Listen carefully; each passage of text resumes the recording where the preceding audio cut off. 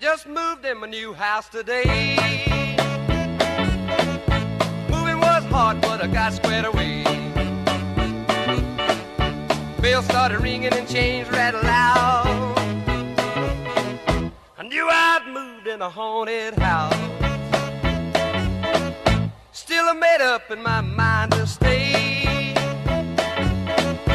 Nothing was gonna drive me away. Hey, welcome to another vlog. Same day as when I finished the stained glass light boxes, which you've seen the vlog for. For me right now, my time, it's in the middle of being uploaded to YouTube, and I didn't want to sit there while it was uploading, so I'm out here getting started on the next project. Next project are going to be these here. These are my partition walls I use for the walls in my haunt. Made out of 2x2. Nothing near as complicated or fancy as what Hollywood Haunter does, but they work for me for the way I want, for what I want to do. I've got what? There's 2, 4, 5 panels here. Some of them are some of the original ones I made way back when I first started my hunt. Wood's starting to rot out on the bottom of them, so I need to go through and do some maintenance on them. So I'm going to do that real simple, quick, and easy. Where the hard part gets into, and it's not really hard, is I need to make an additional 23 more of them for my hunt this year. With the layout we are doing, or I should say the way we do our hunt every year, is usually after the prior year's hunt's done, I sit down and I use graph paper and I map out the next year's hunt, and that way I can kind of figure out how many wall panels I'm going to need, how big the displays are, what have you. This year I need 23 more wall panels. In other words, I'm 23 short with what I've got in stock right now. Normally I just go down and buy a bunch of 2x2s, bring them home, cut them, stop them together, and the thing's done. It takes a couple of days to assemble them. This year I'm going to do it a little bit differently. I've got a whole pile of 2x6s left over that we used from the hunt, and some scrap stuff and whatever laying around. I'm going to go through, get them kind of cleaned up, and I'm going to rip them down into 2x2s. Is it going to be enough to do all the panels I need to do? No, nowhere close. But it will save me money in the long run because I won't have to buy as many 2x2s. So right now it's going to be going in, I'm into wall framing mode. So we're going to get started and start whacking things down, cutting them up. And hey people, been working on doing some cutting. Went and took my scrap 2x6s, scrap 2x2s, anything I could use to make these wall panels I went and took, and those there were the cross pieces. I cut them to length, then ran them over the table saw, and I got that stack over there. About 100 there. Don't need that many, I only need 63 of them total. But that gives me some extra. I know there are some out, some of the panels out in my stacks out here that need some replacement work, and if I have them all pre-cut and everything, it's real easy to just pop in replacement parts. As far as the uprights, the 6'11" pieces, I'm sitting, resting my feet on them now. Ended up with, out of the longer 2x6s I had, ended up getting 21 2x2s out of it. So that's a good start. I need about 50 of them all together to do what I need. So that means Monday I'm going to have to go down and buy wood, but at least this will save me a little bit of money. I won't have to buy as much. Today being Thursday, I'm out of town tomorrow to do the work, so it's definitely going to be Monday before I can do anything else out here other than cleaning up tonight. And sawdust all over the place, trim pieces. So I've got I'm going to do some cleaning up in here tonight, and then I'll probably be at your next segment you'll get will be on Monday for me. It'll be next for you. So have a good weekend, guys. Hey guys, it's Monday. I'm home.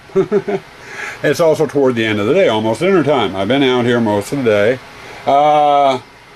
First off, I got the major part of the mess cleaned up. I got that brown garbage can sitting out there. Filled that twice with all the waste I got from all my cutting. I wanted to kind of cover a little bit what's going on. And well, you already kind of know I'm repairing my partition walls and making up a few new ones. I got my rails cut, and I cut a lot extra, so I'll have some extra walls. I also have a couple of 1-foot panels I need to make, and these are the cross pieces for it. Needed 8, I'm making 10, making a couple extra. And then these are the cross pieces for the 2-foot wide panels. And there's a ton of extra, and I don't have enough of those to use all of those. Reason why I made up some extras is some of my, like I was mentioning, I think in one of the last other segments in this vlog, some of the partition walls I've got now are the original ones I originally made eons ago. They're starting to wear out, and I figured when I was getting my haunt put together and what have you, I'm going to end up finding those that need a little bit of repair, probably on the larger cross members over there. So I cut up some extras, and I figure when I come across those panels when we're setting up the haunt, I can bring them in here and just swap them out. You know, parts are made, and it only takes a couple seconds to fix them. Thing is, I'm going to have, this will give me some extra panels, because next year we already got an idea what we're going to do for next season already. I'm going to need a lot more panels. One side benefit I did have with ripping down those 2x6s, or let's see if I can get to them. Here we go. Sorry, kind of a wonky camera angle, but I've got a whole pile over there of sticks. And this is what they are here, and these are the end pieces off the 2x6s, what I had left over after I got my 3 2x2s out of it. And I'm saving these because I actually will be using these in the haunt too. When I put my walls up in the haunt, they kind of want to, they're top heavy a little bit. You know, after you hook up like 4 or 5 of them, they want to start, you know, doing this thing, you know, waving back and forth a little bit. And they're a little unsteady. So what I normally do is I take material like this and I run it across the top of the walls horizontally. You know, attach that into one wall, attach that in the other wall, and it anchors the top of my walls. Let's see if I can get this put away without breaking anything. There we go. Nice and noisy, clunky, and weird camera angles. Aren't you lucky? But anyway, usually every year I go down and I buy strapping material, because after I've, and that's what I call it, it's just strapping material to use, or brace material, you know, to brace up part of my walls. And every year I get odd pieces. I got some 2-foot sections, some 3-foot sections, some 5-foot sections. Occasionally I use it on props, but the type of stuff I buy tends to crack real easily, and after I've used it for a brace on the walls in the haunt, it's usually not very good for anything, so I end up throwing away a majority of it. And sometimes the oddball sizes, you know, I've got a bunch of oddball sizes I did say that were still good from last year that I'll use this year, but it's not going to be near enough for what I need to do on the haunt. So, you know, I'm sitting here cutting those down and ending up with those over there in the corner, you know, as a leftover, and it dawned on me, hey, I can use them too instead of throwing them out. So a side benefit here, I'm not only am I getting parts from my walls, I'm getting parts from bracing too. Killing 2 birds with 1 stone. Honda's always good at doing that. Hey peeps. Okay, just got done repairing the 5 walls that needed repairing. Some of them needed just this rail or a stud replaced, others needed the cross member replaced, some of them needed a couple of, you know, and what have you, had to go through, and I got those fixed and done. Now that those are out of the way, I can put them back out on their stacks. And I know YouTube radio's going, in fact it's a little loud, isn't it? I better turn that down. Or better yet, while I'm shooting, I'll just turn it off. How's that? Now, the old vertical pieces here, You can see like that one there has a crack in it. That's why it was replaced. And I think the bottom one was like that too. I went ahead and saved these. Reason being is I can come back through here with my chop saw, chop off the bad part, and the rest of the piece will still be good. And I'll be able to actually use those in the hunt, but not as partition wall parts. There's some areas of my hunt, especially on the grass, things are tight and narrow, and instead of using those foam pillars I made, I actually use a 2x2 and I just paint it black to match the fence, and I just drive it into the ground and then attach my fencing to it. You know, those there would be perfect for that. So I'm going to save those, and I'll be able to use those in the hunt too. I'll be able to cannibalize them and use them. Okay, now that I got those 5 fixed, I need to get them put away. Then I'm going to need to get back in here and go over that stack. You know, do 8 or 9 at a time, like I did with this stack. Get them marked for where all my horizontal pieces go. I got one in the middle and one on each end. Then I also have to pre-drill where the screw holes are. So I'll get a bunch marked up, get the hole pre-drill on the holes for the screws. Then I can sit here and I can start whipping these walls out, and it won't take long. They'll go fairly quick. Probably have the majority of them done tomorrow, or close to being done tomorrow. And this is something Chris over at Hollywood Hunter brought up when he was doing his how-to on his style of set panels that he was doing. The reason why you pre-drill is to keep the lumber from splitting, like I did here. On some of the original panels I did 10, 11 years ago, the original panels, I just put the screw in like right here, drilled it in, and you could tell the wood was starting to crack. And as it aged, that crack developed to the point where pieces were falling off. At the time, I didn't worry about it because I was in a hurry to get them done. I had other things to do. Okay. In the long run, it ended up causing me more time because I'm having to come back through and fix the panels that have cracks. And so it's not only costing me time, it's costing me money because I'm having to buy replacement lumber. So the last 4 or 5 years as I've made these panels, I've pre-drilled. And when I've come across bad ones, if I've bad panels that are starting to crack or whatever, if I have the time, what have you, I've gone through and fixed them as well. And I'm slowly getting through getting all the panels fixed. I think right now we're up to about 150 2-foot wide panels, or something along that line. I'm not sure. I'd have to get a count on them. But anyway, that's what I'm going to be doing now. I've got to get the get a bunch of those marked out, get the holes pre-drilled on them, and what pieces I've got over there pre-drilled. Probably not going to finish it tonight because it's a little bit after 6 and wife's going to be calling dinner, and I'm quitting at dinner time. I'm going in to enjoy some cooler air. It hit 100 here today, and it's hot, and boy am I feeling it. Lots of fluids. So we'll work until dinner time, call it quits, and come out here tomorrow and just start slamming it really hard. Hey guys, about done with the project. One thing I wanted to kind of cover though, and I didn't.